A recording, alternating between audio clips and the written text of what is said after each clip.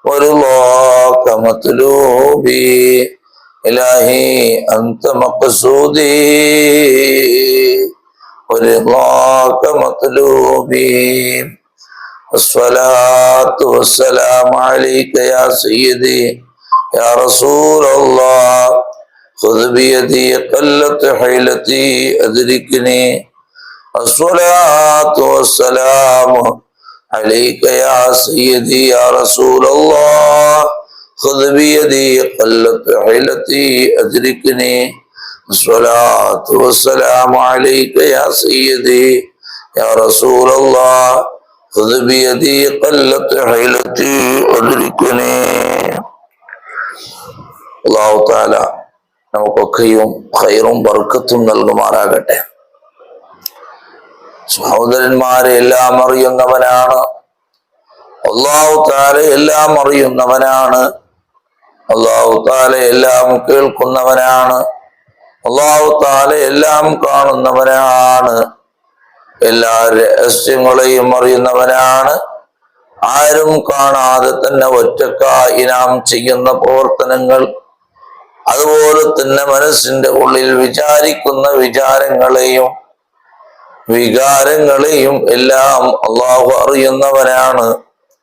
അതുകൊണ്ടല്ലേ സൂറത്തുൽ ഗാഫിറിലെ 19-ാമത്തെ ആയത്തിൽ അല്ലാഹു പറയുന്നത് യഅലമു ഖായിനത്തുൽ അയുനി വമാ തുഖ്ഫി സുദൂർ, കട്ടുനോക്കുന്നതായ കാഴ്ചകളെയും അതുപോലെ തന്നെ ഹൃദയത്തിൽ മറച്ചു വെക്കുന്ന കാര്യങ്ങളെയും എല്ലാം അള്ളാഹു അറിയുന്നവനാണ്.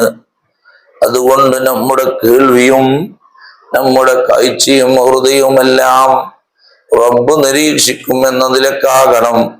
അവൻ പൊരുത്തപ്പെട്ട ഭാഗത്തിൽ അതിനോട് ചെലവഴിക്കണം. സുബ്ഹാനല്ലാഹ്. സൂറത്തുൽ ഇസ്രാഇന്റെ 36-ാമത്തെ ആയത്തിൽ അല്ലാഹു പറയുന്ന ഒരു ആയത്ത് നോക്ക്. ഇന്ന സമഅ വൽ ബസറ വൽ ഫുആദ കുല്ലു ഉലൈക കാന അൻഹു മസ്ഊലാ, തീർച്ചയായിട്ടും നിങ്ങളുടെ ചെവികള്, കേൾവി, നിങ്ങളുടെ കാഴ്ച, നിങ്ങളുടെ ഹൃദയങ്ങള് എല്ലാം അതിനെപ്പറ്റി ചോദ്യം ചെയ്യപ്പെടുമെന്ന് പരിശുദ്ധ ഖുർആൻ. സുബ്ഹാനല്ലാഹ്. അതുകൊണ്ട് നമ്മുടെ കേൾവി, അതിലൂടെ കേൾക്കുന്നത് ഹലാലായ കാര്യങ്ങളായിരിക്കണം, ഇബാദത്തായ ദിക്റാകുന്ന കാര്യങ്ങളായിരിക്കണം. നമ്മുടെ കണ്ണ് ചലിക്കുന്നത് ഹലാലിലേക്കായിരിക്കണം, അതുപോലെ തന്നെ ഇബാദത്തിലേക്കായിരിക്കണം, അല്ലാഹു പൊരുത്തപ്പെട്ട കാര്യങ്ങളിലേക്കായിരിക്കണം. അതുപോലെ തന്നെ ഹൃദയം കൊണ്ട് ചിന്തിക്കുന്ന കാര്യങ്ങളെല്ലാം റബ്ബ് തആല പൊരുത്തപ്പെടുന്ന കാര്യങ്ങൾ മാത്രമേ ചിന്തിക്കാവൂ. സുബ്ഹാനല്ലാഹ്. നബി സല്ലല്ലാഹു അലൈഹി വസല്ലം തങ്ങൾ പറയുകയാണ്, ഇയ്യാകും വൽ ജുലൂസ ഫിത്തുറുഖാത്ത്, വഴിയിൽ നിങ്ങൾ ഇരിക്കാൻ പാടില്ല. ബസ് സ്റ്റാൻഡുകളിലും വഴിയോരങ്ങളിലും നമ്മുടെ ചെറുപ്പക്കാരായ ആളുകൾ അല്ലെങ്കിൽ പ്രായമുള്ള ആളുകൾ അവിടെ ഇരുന്ന് വഴിപോക്കുകാരായ ആളുകളെ ശല്യം കൊടുത്തുന്ന ആ ശൈലികള്, അത് നിങ്ങൾ ഇരിക്കാൻ പാടില്ല.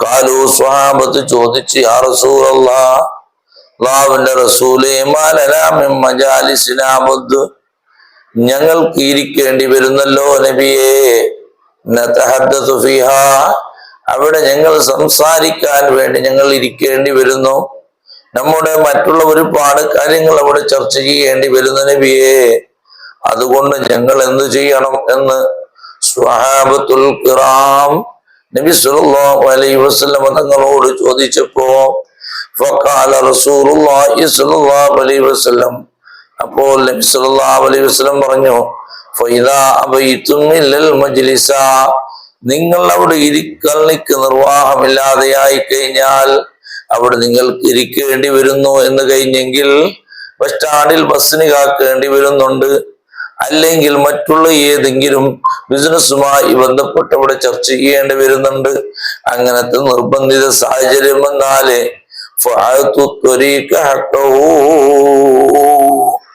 വഴിക്ക് അതിന്റെ അവകാശം നിങ്ങൾ കൊടുക്കണം. ആ വഴിയിൽ ആർക്കും ബുദ്ധിമുട്ടാക്കാത്ത ശൈലിയിൽ വഴിയോരങ്ങളിൽ അതിന്റെ അവകാശം നിങ്ങൾ കൊടുക്കണം. കാലു സ്വഹാബത്ത് ചോദിച്ചു, മാ ഹഖ്ഖുത്വരീഖി യാ റസൂലല്ലാഹ്, റോഡിന്റെ വഴി അല്ലെങ്കിൽ റോഡ് അല്ലെങ്കിൽ വഴി അല്ലെങ്കിൽ ബസ് സ്റ്റാൻഡ്, അതിന്റെ ഹക്ക് എന്താണ് നബിയെ എന്ന് സ്വഹാബത്ത് ചോദിക്കുമ്പോ നബി സല്ലല്ലാഹു അലൈഹി വസല്ലം നിങ്ങൾ ഒന്നാമതായി മറുപടി പറഞ്ഞത് ഗദ്ദുൽ ബസ്വരി, കണ്ണ് ചിമ്പണം എന്നാണ്. ഒരുപാട് പെണ്ണുങ്ങൾ പോകുന്നുണ്ടാകും, ബസ് സ്റ്റാൻഡില് ബസ്സിന് കാക്കുന്നുണ്ടാകും, അല്ലെങ്കിൽ മറ്റുള്ള ആവശ്യത്തിന് വേണ്ടി ഇവിടെ നിൽക്കുന്നുണ്ടാകും. പെണ്ണുങ്ങളെ നോക്കി ശല്യം ചെയ്യരുത്, പെണ്ണുങ്ങളെ നോക്കാൻ പാടില്ല, മറിച്ച് നീ രണ്ട് കണ്ണും ചിമ്പിക്കൊള്ളണം. കണ്ടോ, നിങ്ങൾക്ക് അവിടെ നിൽക്കേണ്ടി വരുന്നുണ്ട്, അല്ലെങ്കിൽ അവിടെ ഇരിക്കേണ്ടി വരുന്നുണ്ട് എന്ന് കണ്ടെങ്കിൽ ആ വഴിയുടെ അക്കടപാടുകൾ നിങ്ങൾ വീടണം.